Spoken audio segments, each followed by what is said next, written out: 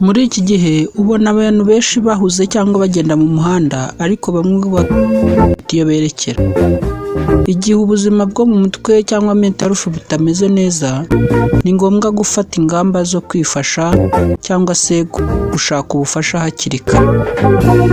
Bavandimwe bakunzi, ndabakunda cyane. Uyu munsi ngarutse ngo tuganire ukwikunda ubwawe, kuko igihe utikunze n'abandi sinzi ho bahera kugira ngo babe bagukunda. Ni ngombwa rero gushaka ubufasha hakiri kare igihe wumva ubuzima bwo mu mutwe butameze neza.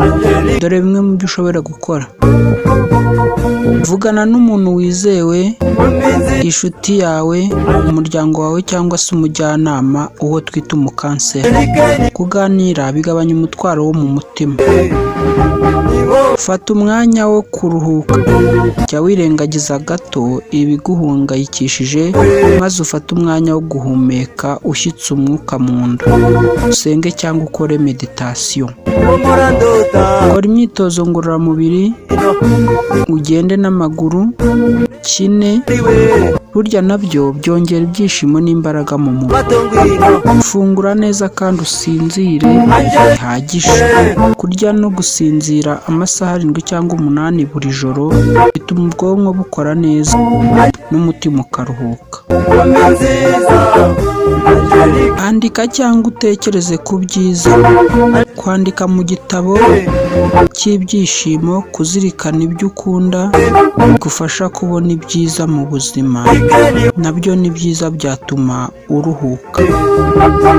Gana abaganga b'inzobere niba ibibazo byakomeye mu buryo utabasha gusinzira, ufite ukwiheba, wifitemo ibitekerezo byo kwiyahura cyangwa se ukaba uhora ubabara umutwe, ni byiza kugana kwa muganga cyangwa ku mujyanama w'ubuzima bwo mu mutwe. Zirikana gusaba ubufasha, kuko gusaba ubufasha si ubugwari, ahubwo ni intambwe y'ubutwari yakuganisha ku ntsinzi. Kanda subscribe niba iki kiganiro isangiza abandi, kadukomeze. Dore uko waba umuntu w'amayobera rero. Mu gihe ufite ubuzima bwiza, mu gihe wumva nta kibazo ku buzima bwo mu mutwe, dore uburyo waba umuntu w'amayobera. Abantu bakajya bakureba bati ko suriya muntu wabaye hano. Jya useka utabumbuye iminwa. Ntukababwire ubwire abantu bose ibyo urimo uteganya gukora cyangwa se uteganya kugeraho.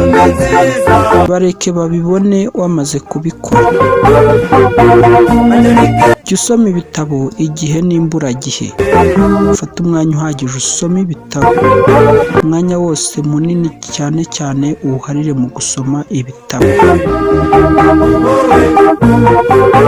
Jya wikiriza ukoresheje umutwe, kuvuga ngo yego. Ntukaboneke iteka ryose, jya unyuzamo wigire idolari, wiburishe. Tangaza bike cyane ku buzima n'imibereho byawe. Wirinde kuvuga buri kantu kose ngo ube bavugirije. Oya, vuga bikeya.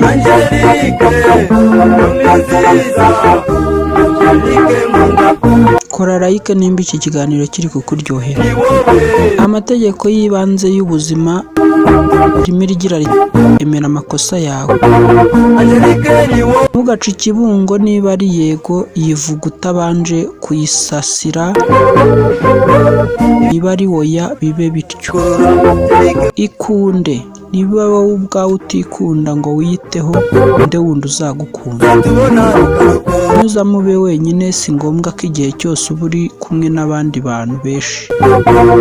Ibyishimo bituruka imbere muri wowe, abantu bazifuza kuzaba nkawe ndetse banifuze kuza bagusanga.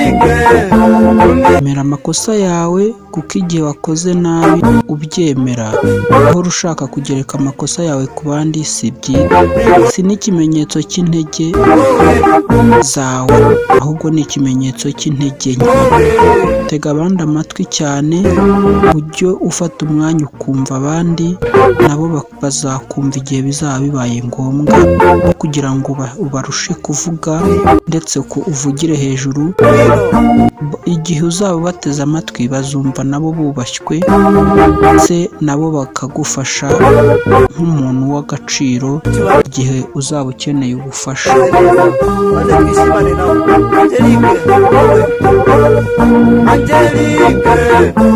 Iyi myitwarire ikurikira nuyigira akamenyero, uzashimira nyuma. Fata ikirahure cy'amazi buri gitondo ukibyuka. Bifasha gukura imyanda cyangwa se toxine mu mubiri. Irinda amafunguro arimo amavuta menshi cyangwa isukari nyinshi. Kora imyitozo ngororamubiri buri gitondo nka yoga, kugenda n'amaguru n'ibindi. Reba filime zisetsa aho kureba iziteye ubwoba. Bakwiye itabi burundu cyangwa urigabanye buhoro buhoro kugeza urireka. Rasheya niba iki kiganiro kukunyura ugisangize n'abandi. Mbere yo kuva mu rugo, reba mu ikofi yawe niba ibyo ushobora kuza gukenera byose birimo. Reba niba imodoka yawe cyangwa se iyo ukoresha mu kazi imeze neza buri gitondo mbere y'uko uyatsa kujyana aho werekeje. Mbere yo gusohoka mu rugo, banza umenye amakuru yo mu muhanda ugiye kunyuramo niba ari nyabagendwa. Fata amafunguro afite ireme aho kurya byinshi byuzura inda kandi nta kamaro bizagirira umuntu. Genzura neza ko ukoresha amafaranga niba utayapfusha ubusa.